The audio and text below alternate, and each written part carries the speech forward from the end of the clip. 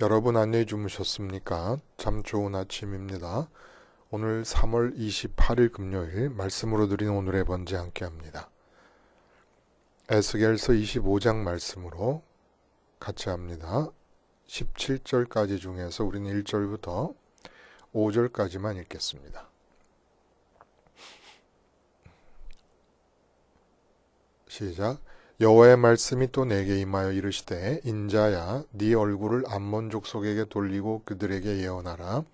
너는 암몬 족속에게 이르기를 너희는 주 여호와의 말씀을 들을지어다. 주 여호와께서 이같이 말씀하셨느니라.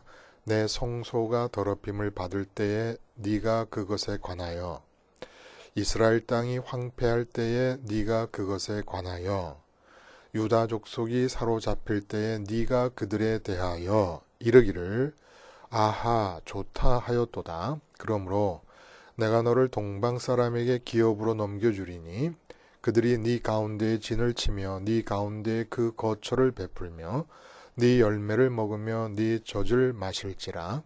내가 랍바를 낙타의 우리로 만들며 암몬 족속의 땅을 양떼가 눕는 곳으로 삼은즉 내가 주 여호와인 줄을 너희가 알리라.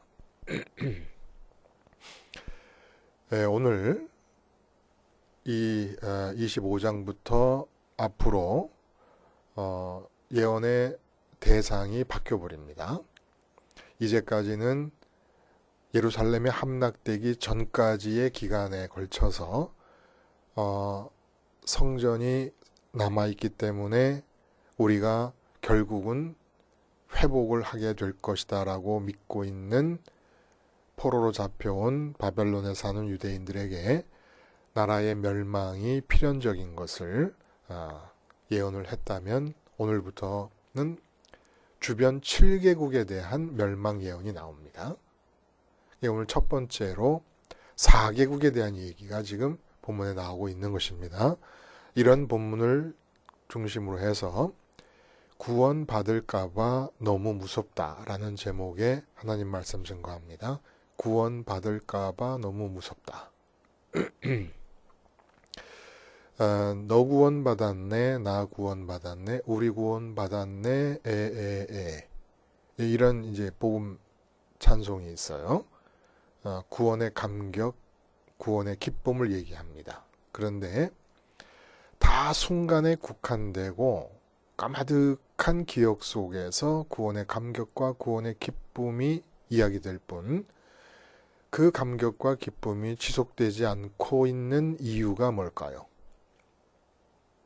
그것은 한마디로 구원을 받는다는 것에 대한 무서움의 자각이 없이 지금 지나가고 있기 때문입니다.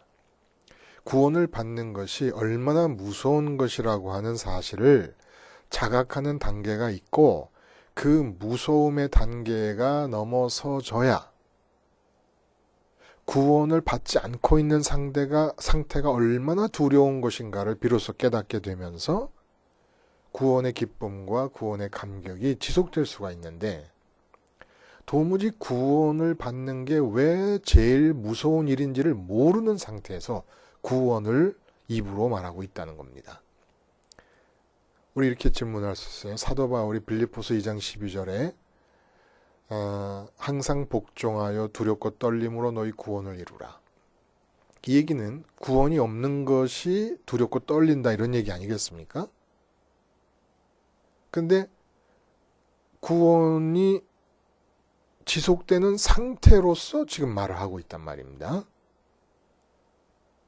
근데 지금 오늘 본문의 설교 말씀의 제목은 구원을 받을까봐, 구원받을까봐 제일 무섭다 이렇게 돼 있어요. 사도 바울은 구원에서 떨어질까봐 무섭고 두렵고 설교 제목은 구원받을까봐 두렵다. 이 둘 차이는 뭘까요, 여러분?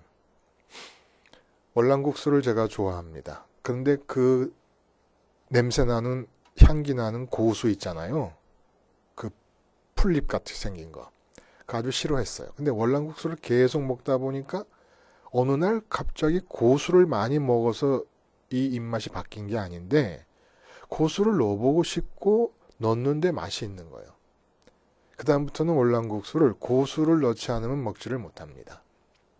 고수가 싫을 때와 고수가 없으면 안 될 때의 차이. 이 바로 이런 거라는 거예요. 구원이 먼저 두렵다는 걸 알아야 돼요. 그래야 그 구원이 얼마나 좋은 것도 알고 지속될 수도 있다는 겁니다. 여러분, 구원이 뭐지요? 구원이 왜 무서울까요? 응? 일반적으로 이해하고 있는 잘못된 구원의 상태는 뭡니까? 죽은 뒤에 천국 들어갈 것에 대한 하나님의 보장과 그에 대한 확신. 진짜 완전한 오해이지요. 그냥 우리가 우리를 속이는 거예요. 구원받음이라는 것은, 구원의 상태는 지금 여기서 살아계신 하나님과 내 마음이 생방송을 연결하게 되듯이 연결되어 있는 상태를 말합니다. 마음과 뜻과 힘을 다해 하나님을 사랑하고 있는 상태가 구원받은 상태예요. 입으로 하나님을 부르고 있다고 연결되는 것이 아니라는 것은 모든 선지자들이 끊임없이 선포하고 있는 예언의 내용입니다. 지금 살아계신 하나님과 내 마음이 연결될 수 있는 유일한 공간, 그 안에 마음이 들어가 있는 것이 구원이에요. 핸드폰도 신호가 잡히지 않는 곳이 있지 않습니까? 잡히는 곳이 있고, 마찬가지로 살아계신 하나님과 내 마음이 지금 연결될 수 있기 위해서는 마음이 가 머물러야 되는 유일한 공간이 있다는 거예요. 그게 바로 십자가와 부활과 승천으로 이어져 있는 그 공간입니다. 내 마음이 십자가 너머의 이 공간 안에 머물고 있는 상태라야만 하나님과 라이브로 연결이 될 수 있기 때문에 마음이 그 상태에 들어가 있는 것이 구원을 받고 있는 상태입니다. 믿음으로 구원을 얻는다. 믿음이 뭡니까? 마음을 드리는 게 믿음이에요. 말로 떠드는 게 믿음이 아니라 나는 예수님을 믿습니다 라고 하면서 마음은 자식이 잘 됐으면 하고 자식에게 가 있고, 내가 건강에 오래 살았으면 하고 건강에 가 있고, 내가 사업에 성공했으면 성공에 가 있고, 마음이 거기 가 있는 것은 마음을 드리는 것이 믿음이기 때문에 내 마음이 사업 성공에 가 있으면 나는 사업 성공을 믿는 겁니다. 아들의 형통에 가 있고 딸의 형통에 가 있으면 나는 아들과 딸의 형통을 믿는 거예요. 믿음은 마음을 드리는 거예요. 말로만 하는 게 아니라, 말로 아무리 예수님이 주님입니다, 주님입니다, 백날 첫날 하고 별수를 다 써도 내 마음이 돈이 좀 많으면 좋겠다라고 해서 돈 많은 것에 가 있으면 돈을 믿는 거라는 겁니다. 그러므로 믿음으로 구원을 얻습니다. 그러나 믿음이 뭡니까? 십자가에서 죽으신 예수님께 마음을 드리는 것이고, 부활하신 예수님께 마음을 드리는 것이고, 승천하신 예수님께 마음을 드리는 것입니다. 그렇게 예수를 믿는 게 마음을 드리는 거라서 죽으신 예수님, 부활하신 예수님, 승천하신 예수님께 마음을 드렸더니 어느덧 나도 모르는 사이에 하늘에 가 있는 거예요. 승천하신 예수님께 마음 드리니까 마음이 하늘에 가 있잖아요. 하늘에 가서 보니까 하나님과 연결이 되는 겁니다. 이게 지금 구원의 상태인 거예요. 이런 모든 마음이 움직여 하늘까지 올라가 하나님과 인격적으로 연결되기까지 몸은 단 하나의 행위도 하지 않아도 됩니다. 오직 십자가와 부활과 승천을 기준으로 해서 그 길을 만들어내신 예수님께 마음을 드림으로써 하늘로 올라가서 하나님과 연결이 되는 상태. 그러다 보니까 이 세상 삶에서는 내 마음이 없어져 버리고 마는 거예요. 이 세상에서는 동서남북 어디를 뒤져보고 찾아봐도 내 마음을 발견할 수가 없습니다. 내가 구원받았어요. 그럼 내 아내에게서 내 마음이 와 있는가 찾아보면 내 아내에게서 마음이 없어요. 자식들에게서 마음이 있나 찾아봤더니 자식들에게 마음이 없어요. 내가 구원받은 남자라면. 직장에서 승진하는 일에 마음이 가 있나 하고 승진 옆을 아무리 뒤져봐도 내 마음은 없는 거예요. 온 회사의 모든 직원의 마음은 다 와 있는데 승진해. 내 마음만 없어요. 그래서 구원받은 그 사람의 마음이 어딨나 하고 살펴봤더니 아내 옆에도 없고 자식들 옆에도 없고 승진 옆에도 없더라는 거예요. 근데 어디 갔냐 어디 갔냐 아무리 찾아봐도 없어서 위를 봤더니 하늘에 떡하니 올라가 있는 거예요. 그래서 하나님과 연결이 되어 있는 겁니다. 이게 구원받은 거라는 겁니다. 그래서 이 구원이 그렇게 두려운 거예요. 그래서 아담 타락의 유전자를 갖고 태어난 모든 인간은 본능적으로 구원을 두려워합니다. 왜냐하면 기쁨의 땅인 에덴에서 쫓겨나서 살면서 이 기쁨으로부터 배제되었다는 게 인간 타락의 핵심 속성이거든요. 그러니까 이 기쁨이 없는 곳에서 기쁨을 찾으려고 합니다. 그래서 이제부터 타락의 속성이 어떻게 나타나냐면 기쁨거리를 육체로 만나는 이 세상 것들에게서 찾으려 하고 있다는 거예요. 근데 반면에 구원은 이 땅에는 기쁨거리가 아무것도 없어서 하늘에 계신 하나님만을 기쁨거리 되심으로 믿는 상태가 구원의 상태라는 겁니다. 그래서 마음이 땅을 떠나야 하니까 얼마나 두렵습니까? 이 무서움. 그래서 나타나는 일이 뭔지 아십니까? 선민과 이방인에게 각각 다르게 나타나요. 구원을 받을까봐 무서워하는 마음이 선민과 이방인에게 각각 다르게 나타난다는 겁니다. 구원을 받으려면 마음이 완전히 이 세상에서 기쁨을 찾던 그 마음 상태로부터 빠져나와가지고 하늘로 올라가 버려야 되는 거예요. 하늘로. 이게 무섭죠. 마음에서 이 세상 전체를 떠나야 되니까. 그래서 나타나는 게 선민에게는 구원을 위조하는 경향이 나타나게 됩니다. 구원을 가짜로 변조를 시켜버립니다. 구약의 선민들 같은 경우는 어떻게 구원을 변조시켜버렸냐? 하나님의 이름을 두시기 위해 허락하신 건물인 예루살렘 성전이 존재하니까 무조건 우리는 이방 나라의 침략으로부터 안전할 것이다라는 미신의 형태로 구원이 변조되고 위조되어 버립니다. 예수님 믿고 얻는 구원에 대한 교인들의 위조 작업은 어떻게 일어납니까? 죽은 뒤에 천국 가는 것이고 살아있을 때는 이미 죄사함 받아서 의롭게 됐기 때문에 이제부터 이 땅에 있는 그 무엇에든지 누구에게든지 어디에게든지 내 마음을 주고 머물면서 그것들을 소원하고 추구하며 살아도 괜찮은 것이 구원받은 사람의 삶이다. 이렇게 위조해 버렸습니다. 죄사함 받고 이 땅에서 의롭다함을 얻었어요. 그러니까 이제는 마음 놓고 사업에 마음을 두고 돈 버는 일에 마음을 두고 자녀의 형통에 마음을 두고 내 건강하게 오래 사는 일에 마음을 두고 어떻게 여행하고 어떻게 명품을 사고 어떻게 즐거운 취미를 취득해서 이 세상에서 재밌게 사느냐에 마음을 두고 그래도 괜찮아요. 다 괜찮아요. 의롭게 됐으니까. 그리고 이제 이렇게 살다가 내 마음을 이 세상 어느 것에든지 마음껏 주고 추구하고 소원하고 살다가 죽으면 딴따라단딴딴 천국 갈 거니까. 자기 기만이지요. 이게 바로 위조된 구원이라는 거예요. 선민과 교인들의 구원 위조의 상황입니다. 왜 이렇게 위조하려고 합니까? 두려우니까. 구원이 제일 무서워요. 그래서 여러분 모든 이단 사이비는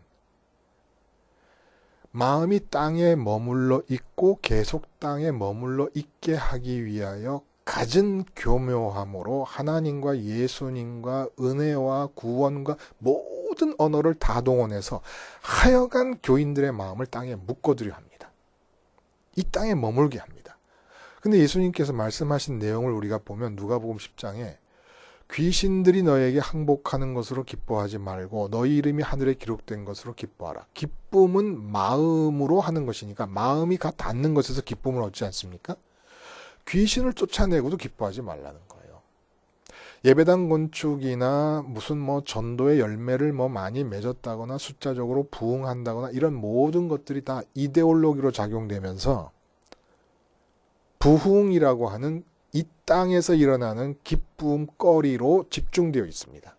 전도하라, 전도하라. 이데올로기의 이데올로기. 영혼 구원의 어떤 열정이 아니라 이데올로기가 되어버렸어요. 성수주일 예배당에 모이게 하려는 이데올로기가 되어버렸습니다. 이게 지금 다 잘못된 구원, 위조된 구원을 내밀면서 요구하는 것들이라는 거예요. 귀신을 쫓아내고도 기쁨은 하늘에서 찾으라는 거예요. 그러니까 마음은 하늘에 있어야 된다. 하늘에 있는 동안에 귀신이 쫓아나가는 것이 정상이라는 겁니다. 자, 그러면 이방인들의 구원에 대한 피해의식은, 두려움은 어떻게 나타나고 있는 것일까? 그게 바로 오늘 본문의 내용이라는 거예요. 응? 심판의 대상이 7나라가 언급되는 가운데 오늘 4나라가 나옵니다. 암몬이라는 나라, 모압이라는 나라, 에돔이라는 나라, 블레셋. 4나라. 근데 이게 다 나라들이 그 유다 선민의 나라와 아주 국경을 접하고 있는 인접 국가들이에요. 근데 그 인접 국가들의 멸망에 대한 얘기를 자세히 들여다보니까, 예를 들면 암몬이 왜 망하느냐? 그러니까 여기서 윤리적이고 도덕적이고 영적으로 잘못된 것을 직접적으로 표현하지 않고, 우리가 읽은 대로 뭐라고 그럽니까? 암몬이 망한 이유를 내 성소, 그러니까 성전이죠. 성전이 더럽힘을 받을 때에 네가 그것에 관하여, 이스라엘 땅이 황폐할 때 네가 그것에 관하여, 유다 족속이 사로잡힐 때 네가 그들에 대하여 이르기를 아 좋다 하였도다. 그리고 6절에 보면은 네가 이스라엘 땅에 대하여 손뼉을 치며 발을 고르며 마음을 다하여 멸시하여 즐거워하였나니. 그래서 모압과 그뒤에 나오는 에돔과 그리고 블레셋에 관해서 똑같은 얘기가 나옵니다. 한마디로 선민의 나라가 망하는 것을 너무 고소화했고 아주 유쾌했고 바라고 기원하고 소원하고 좋아했다는 거예요. 그러면서 멸망을 얘기하니까 받아들여지는 인상이 어떠냐면요. 본문에 대한 인상이 주로 선민 이스라엘을 향하여 적대적이고 경멸적인 태도를 취한 것 때문에 그에 대한 보복성 심판으로 나타난다는 느낌이 드는 겁니다. 언뜻 보자니까 에스겔이 마치 조국과 민족을 향하여 적대적이고 경멸적인 태도를 취한 나라들에 대해서 괘씸죄를 적용해가지고 억울하고 분통이 터지는 마음에 분풀이라도 하는 듯한 그런 예언의 인상이 있습니다. 우린 경험할 수 있잖아요. 과거 일제 침략에 대한 잘못을 인정하지 않고 있는 일본에 대해서 괘씸하고 억울하고 분한 마음에 그에 대한 하나님의 심판과 징계가 주어지지 않나 하는 은근히 바라는 그런 인지상정이 에스겔에게 나타난 것은 아닌가 하는 인상을 지울 수가 없다는 거예요. 근데 과연 선민에 대해 적대적이면 그 때문에 심판이 임하여 이 세상에서 아주 멸절당해야 됩니까? 암몬이라든지 모압이라든지 지구상에서 다 없어져 버렸어요. 그 나라와 민족 자체가. 이 본문의 의미가 뭘까요? 이게 바로 구원 받을까봐 무서워함이 이방인에게 어떤 식으로 나타나는가를 보여주는 거란 말입니다. 선민에게 나타나는 것은 구원의 내용을 위조해버립니다. 구원을 진짜 제대로 된 구원을 받는 게 무서우니까. 왜냐하면 땅에서 마음이 완전히 철수해서 하늘로 올라가 버려야 되니까. 내가 지금 사랑하고 아끼고 좋아하고 기쁨과 만족을 기대하는 모든 이 땅에 있는 것들로부터 마음을 다 긁어 모으고 회수해가지고 하늘에 계신 하나님께로 다 보내드려야 되니까. 보내드리는 과정이 예수를 믿는 거예요. 죽으시고 부활하시고 승천하신 예수님께 마음을 드리니까. 그러니까 그 과정을 안 하는 거예요. 마음이 하늘에 올라가 있어야 되는 상황이 두려우니까 바꿔버리는데, 마음이 하늘로 올라가는 이 믿음의 과정을 통해 하나님과 연결되는 구원을 얻는 것이 이방인에게는 어떤 식으로 행동을 취하게끔 하는 두려움이냐. 이방인들은 원천봉쇄 차단하는 겁니다. 그리고 공격합니다. 이 공격의 영적 의미가 뭐냐는 거예요. 우리가 이걸 이해하려면 먼저 예루살렘 성전과 예루살렘 성이 이방 나라에 대해서 갖는 의미를 우리가 아는 게 중요합니다. 왜 이사야서도 그렇고 예레미야도 그렇고 에스겔도 그렇고 반드시 선민에 대한 심판과 회복을 말하는 중에 이방 나라들에 대한 심판을 포함시키는 것일까? 이것은 하나님이 이제 이 세상을 다스리잖아요. 살아 계시면서. 우리가 마음으로 연결을 이루어야 될 하나님이 세상을 다스리시는데, 이 다스리심 안에서 선민이 갖는 특별한 속성이 있습니다. 선민에게 부여된 속성이 있어요. 그게 뭐냐면 만민의 복의 근원이 되는 속성입니다. 그렇게 보면은 선민 이스라엘이나 유다가 이방 나라들의 구원의 유일한 가능성이 되는 거예요.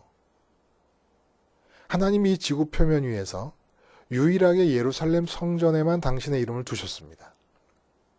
그러니까 예루살렘 성전은 그 당시로서는 하나님이 사람과 인격적으로 연결되기 위해서 만들어 놓은 유일한 장치였다는 거예요.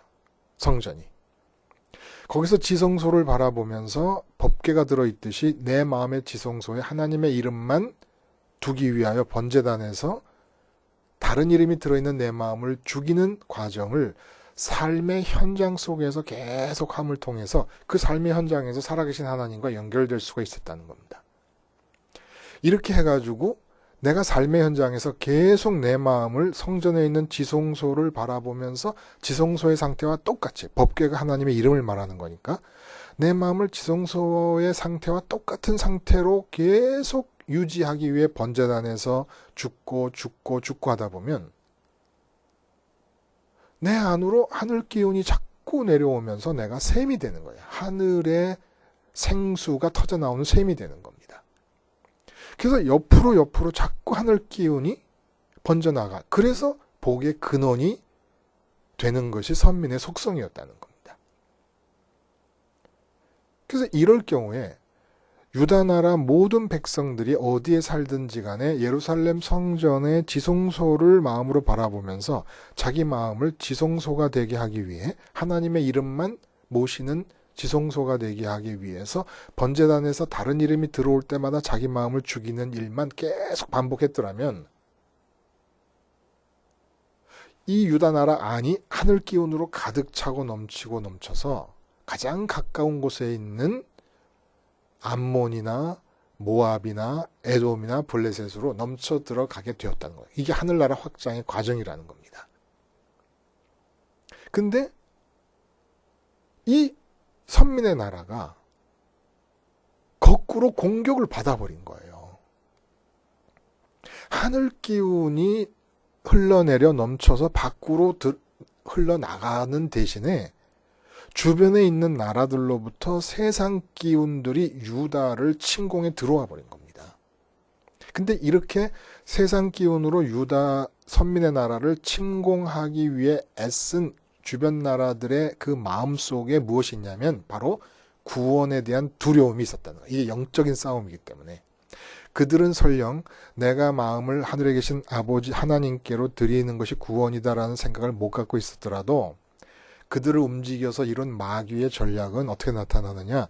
선민의 나라로부터 하늘 기운이 빠져나오지 못하도록 세상 기운을 강화시켜서 특별히 경멸하고 멸시하고 조소하고 적대하도록 주변을 다 격동시켰다는 거예요. 그 얘기를 하는 거예요. 그러니까 이 상황은 어떤 상황이냐면 지금 블레셋이나 암몬이나 에돔이나 이 모압의 입장에서는 진짜 자기의 구원, 자기의 생명줄인 유다를 목을 조르게, 그러니까 자기가 자기 목을 손으로 조르고 있는 상태와 똑같은 거라는 겁니다.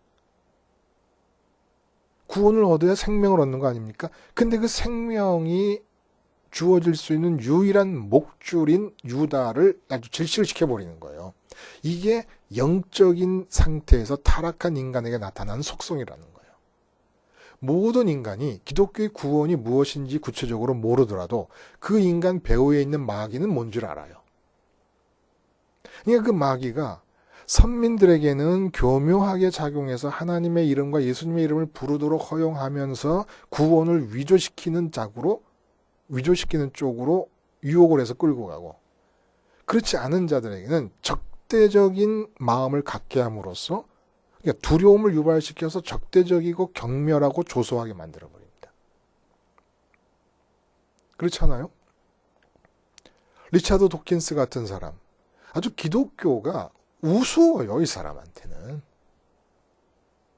이 멍청한 사람들의 어리석은 짓거리라는 겁니다. 하나님이라는 걸 만들어내고, 응? 진화론자의 마음이에요. 그럼 그뿐입니까?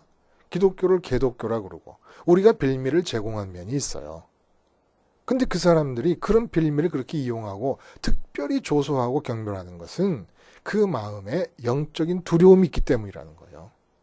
마귀가 그 두려움을 활성화시키고 있고 강화시키고 있기 때문이라는 겁니다. 그럼 이제 우리 그런 질문을 할 수가 있어요. 근데 이방 나라에 대해서 복의 근원의 속성을 갖고 있는 선민인데 왜 하나님은 출애굽 후에 가나안 7족을 멸하라고 했느냐? 또 다윗은 전성기 때 이방 주변 나라들을 다 정복해서 영토를 확장시켰느냐? 왜 그렇겠습니까, 여러분? 하늘 기운이 내려오면서 어느 정도까지 수위가 올라와야 밖으로 넘쳐날 거 아니겠습니까? 근데 밖으로 넘쳐날 정도로 하늘 기운이 내려오기도 전에 땅의 기운들이 몰고 쇄도에 들어온다면 아예 그 주변의 이방 나라들까지도 다 구원의 가능성이 끊어져 버리는 거예요. 가나안 7족을 멸해서 그들의 우상 숭배나 그들의 문화나 그들의 가치 체계가 선민의 나라로 들어오지 못해야 나중에라도 그 가나안 7족 중에 남은 어린아이들이 장성했을 때라도 구원의 가능성이 열리는 것이기 때문에 이건 마치 이런 것과 같아요. 집안에 큰 문제가 생겼어요. 그게 뭐 건강상의 문제건 뭐 인간관계가 서로 물고 뜯고 싸우는 일이 생겼건 돈에 관한 문제건 어떤 문제든지 간에 문제가 생겼어요. 그러면 일단 그 문제에 침투되어진 마음을 그대로 유지하지 않고 그 문제에 직접적으로 대응하고 대처하기 전에 골방에 들어가서 십자가 붙잡고 기도하는 겁니다. 마음의 지성소를 보니까 하나님의 이름이 아니라 그 문제에 관한 것들이 다 들어와 버렸어요. 그러면 십자가에서 죽이는 거예요. 일단 죽이고 죽여서 하늘 기운이 들어오고, 그러니까 죽은 예수님, 부활하신 예수님, 승천하신 예수님께만 마음을 드리는, 문제에 뺏긴 마음을 수거해가지고 십자가에서 죽이고 부활하신 예수님, 승천하신 예수님께 마음을 드려서 하늘에서 아버지 하나님과 라이브로 연결시키는 삶의 현장에서의 성전 살기, 십자가 살기를 해버리는 겁니다. 막는 거예요. 차단하는 거예요. 어떻게든지 하나님과 연결이 돼서 하늘 기운이 내려오면서 그 문제에 대처해 나갈 수 있도록 자세를 재정립하는 것입니다. 이게 바로 선민이고 구원받은 자의 삶인 거예요. 구원받았다고 해서 사도 바울이 날마다 십자가에서 죽으라고 하는 것, 주님과 함께 죽으라고 하는 얘기를 하는 것은 뭐예요? 구원받았다고 해서 오늘 십자가에서 죽은 게 내일까지 유효한 게 아니라는 거예요. 그래서 구약에서도 상번제를 왜 아침과 저녁으로 드렸어요? 일주일에 한 번씩 드리고 한 달에 한 번씩 드리고 1년에 한 서너 번씩 드리면 되지. 왜 날마다 아침과 저녁으로 드립니까? 성전을 바라보면서 현장, 삶의 현장에서 내 마음의 지성소를 유지하기 위해서는 아침에도 한 마리, 저녁에도 한 마리, 한 마리가 다 죽는 데까지 그 제사 과정이 몇 시간씩 걸릴 거 아니에요. 그러니까 하루 종일 제사가 드려지고 있는 셈이죠. 그럼 그 상번제 어린 양과 함께 하나님 말고 마음의 지성소에 다른 것이 들어와 있는 상태를 계속 죽임으로써 하나님과 연결되면 그 삶의 현장이 예루살렘에서 얼마나 멀리 떨어져 있든지가 상관없이 하나님이 내려가셔서 예수님의 공생의 때와 같은 삶을 이루신다는 거예요. 이게 믿음이에요. 근데 단 한 가지 마귀의 전략은 마음이 땅을 떠나 하늘로 가야 된다라는 요 포인트에 집중시키는 겁니다. 그렇게 하늘로 올라가면 얼마나 좋은 일이 생길 거라는 걸, 마음은 얼마나 좋냐면 이 세상에서 사람들이 좋다고 침 흘리는 것들 어떤 것에 대해서도 갖고 싶은 마음이 안 생길 정도로 좋아지고, 그리고 이 땅에서는 예수님의 공생애 때 예수님을 하나님이 장갑으로 끼시고 그 안에서 역사하시는 바람에 예수님이 뭐라 그러세요? 내가 하는 일은 내 안에서 아버지께서 행하시는 것이다 라고 하는 것과 같은 공생애가 내게도 일어날 수 있는데 이보다 더 좋은 일이 어디 있어요? 근데 땅에서 마음이 완전히 수거되어서 하늘로 올라가야 된다라고 하는, 아버지와 연결돼야 된다는 이 사실에 집중시키면서, 야 미쳤냐? 돌았어? 바보야? 아니 이 세상에 마음 붙이고 있던 그 기쁨의 빨대거리들을 빨대를 꽂아서 기쁨을 뽑아내야 될 그 많은 대상들을 다 놔두고 하늘로 올라가다니 정신이 돌았구나. 이 무서움을 극대화시키는 거예요. 그러니까 이렇게 구체적으로 무서움의 이유를 모르더라도 진짜 복음을 통한 구원에는 땅에서 완전히 마음을 떼서 하늘로 들여야 되는 과정이 있기 때문에 교인도 선민도 두려움이 있고 믿지 않는 사람도 두려움이 있다는 거예요. 마귀가 이 두려움을 넣어준다는 겁니다. 그래서 그 두려움 때문에 나타나는 양상이 적대시하고 경멸하고 무시하고 그리고 선민에게는 어떻게 하든지 하나님의 이름을 부르지 않을 수는 없으니까 구원의 내용을 변조시켜서 이 땅에서의 안정과 이 땅에서 의롭게 인침을 받은 사람들로서 믿지 않는 사람들보다 더 땅을 좋아하는 거예요. 더 땅을 좋아해.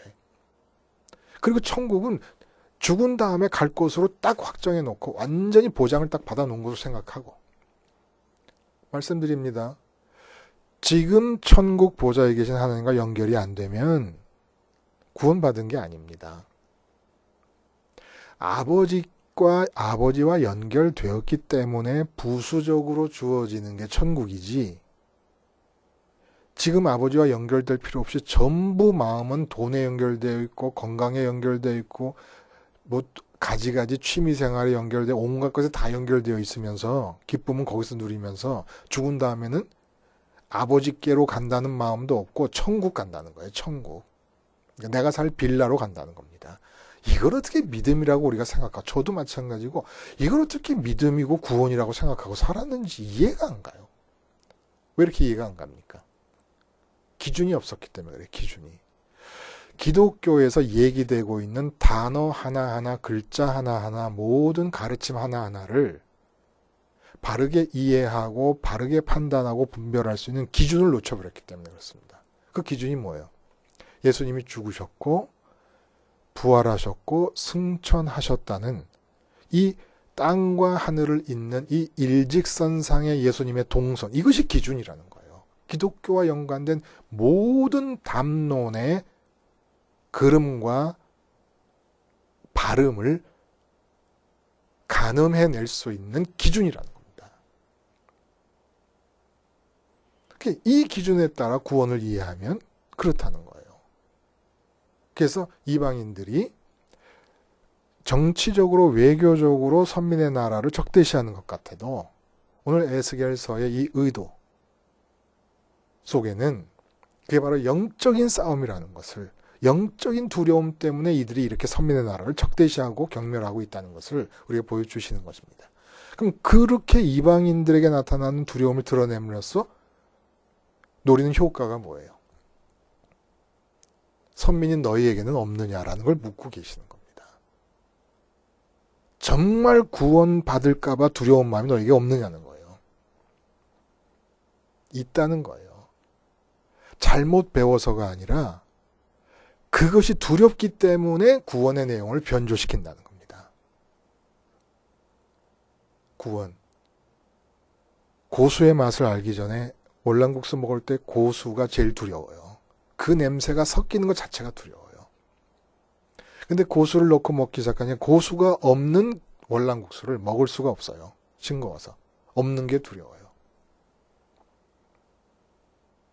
예수님께서 겟세마네 동산에서 그렇게 두려워하신 이유가 뭡니까? 십자가는 저주의 자리예요. 저주의 자리라는 건 왜 저주죠? 하나님과 연결이 끊어졌기 때문에. 우리 인간의 자리가 저주의 자리니까 그 자리에 내려오셔서